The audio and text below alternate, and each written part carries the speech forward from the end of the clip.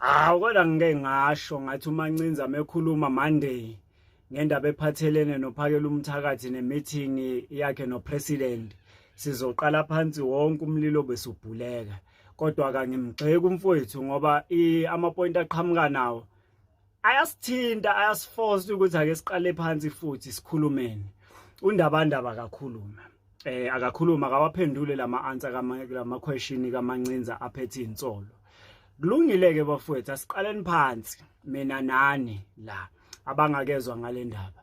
Umfo kaMancinza umlungisi Mancinza leader yelakho ilakho yilaba ke abasebenzisana ne-organization esebenzisana ne-March and March hand in hand njoba kuliwa nje nendaba zokuthi abahambi bona ke balwa kakhulu in a line yokuthi abantu abathola umsebenzi laba emabhizinisini emafemini bakhipha abantu bafaka umuntu wase South Africa mabekhipha illegal foreigner.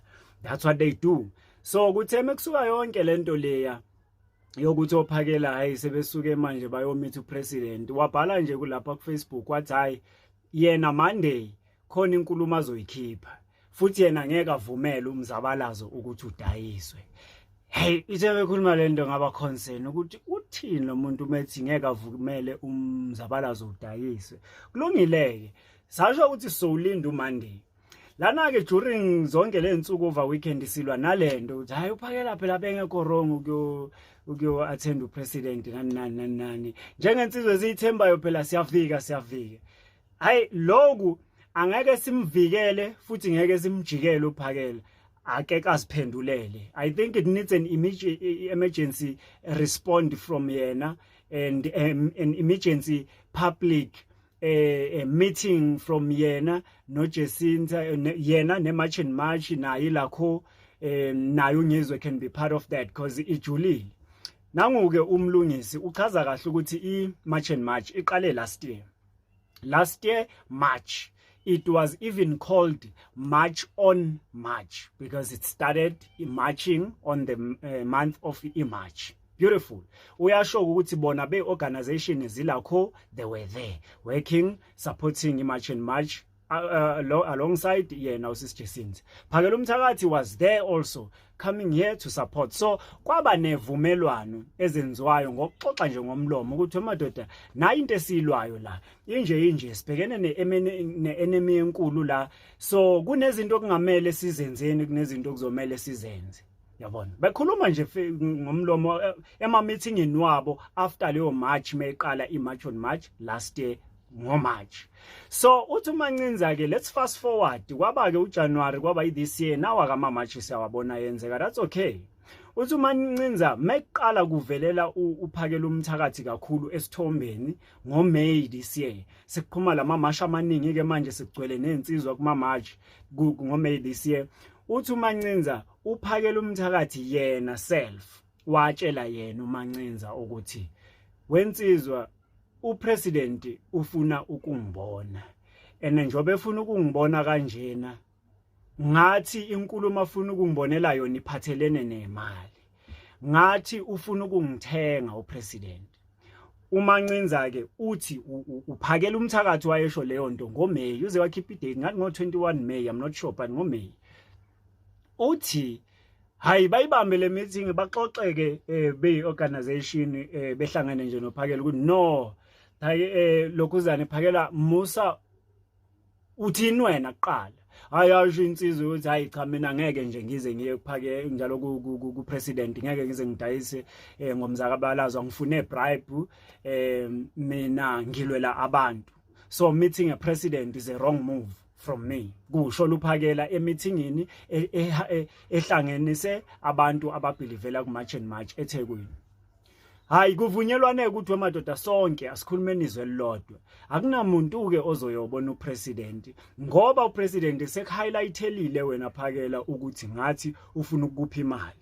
Uphakela washo ukuthi upresident ngathi ufuna ukumnika imali. Over the call whoever upresident ayemthumile ukuthi akhulume nophakela. Uphakela ke wayi report. Fast forward asiyeni nge-29 nge-29 uMancinza uthi asi-underline ke uthi let's underline kunezinsolo ezithi into engakabi publicly into besingayazi siqabuka ngayo Mancinza ithi lezi insolo kunemali ekhishiwe iphuma esandleni sika president ethumele upresident ethumele umuntu asebenzisana naye very close umuntu wakhona wakachawuke isibongo sakhe lo muntu loyo kuthiwa kune 3 million ekhishiwe i1.5 million ikhishwe as a deposit before i30 okungenzeka ukuthi iphume nge28 or 29 but before i30 ngoba i30 i big day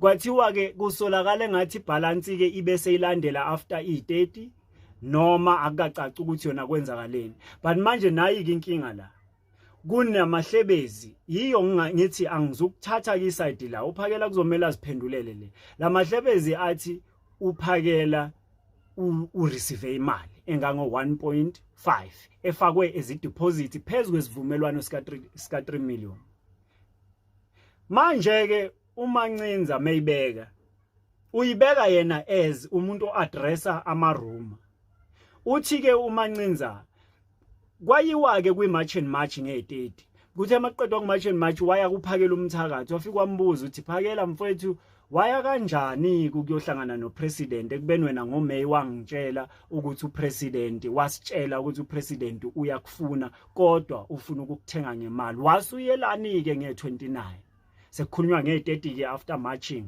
later hours I guess athi uphakela cha ngiyile kodwa bengingayanga ukuyothatha imali mina mfowethu angeswele kangako mina ngiyakwazi ukuziphilisa bengingayile ukuyothatha imali bengiyomitha nje ngoba enale message afuna ukisho kuthina ephume iqhamuka ezikhole ngalo lolo suku oludlulile ntambama bengiyozwa nje ukuthi uthini ingakho ke ngingafihlanga okuningi mina ngayiveza leyo nto kulungileke hayi ke alokhuzeke uMancinza ke bese ethi phakela ke mfethu buka ke asetheni meeting ekusasa i-meeting ekusasa ayibe nathi silakho ibe nama representative ye march and march bese iba nawe le meeting lena ke siyibambeni mhlambe before yokwenza i-media briefing nisakhumbula uphakela umthakathi ube ne-media briefing uthi uMancinza wavuma uphakela ukuthi hayi cha sizoyibamba lo meeting before i-media briefing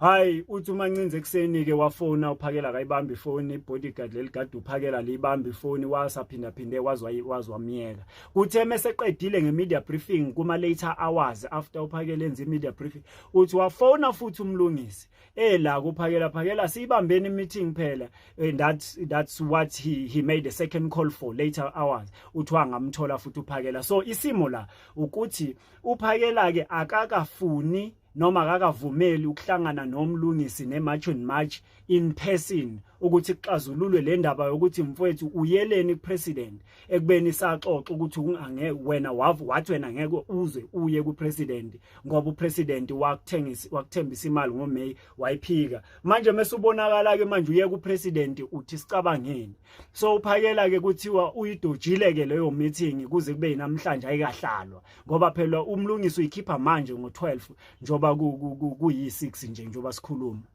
so nansi inkinga lana ke the way uphakela edoja ngakhona ke ama meeting ukuthi ahlangane no march and march nomlungisi according to how umlungisi esho ngakhona lento ke isolisa ukuthi uphakela inkulu into ayifihlayo thina ke njengabantu esimkhonzile uphakela bafethu siyathanda noma sithandi angeke simvikele ngeke sithi udayise ngomzabalazo sithi phakela mfethu responda nje impela lena akasikwazi ukuyiignore responda ngoba phela lapha bekukuningi esingakuvikela lapha yana ukuthi uhlangane nopresident sekukhudlwana lokhu kufuna wena nje impela responda make a video make angazi vula ama camera uhlale somewhere and answer to this but at the end of the day hamba uyohlangana nemarch and march mfowethu uhlangane nabo iqembu lelakhona amanye ama organization akumzabalazo owodwa wokulwa no government ukuthi abahambe ukuthi South Africa mayibuye kuyokhulunywa lento ngoba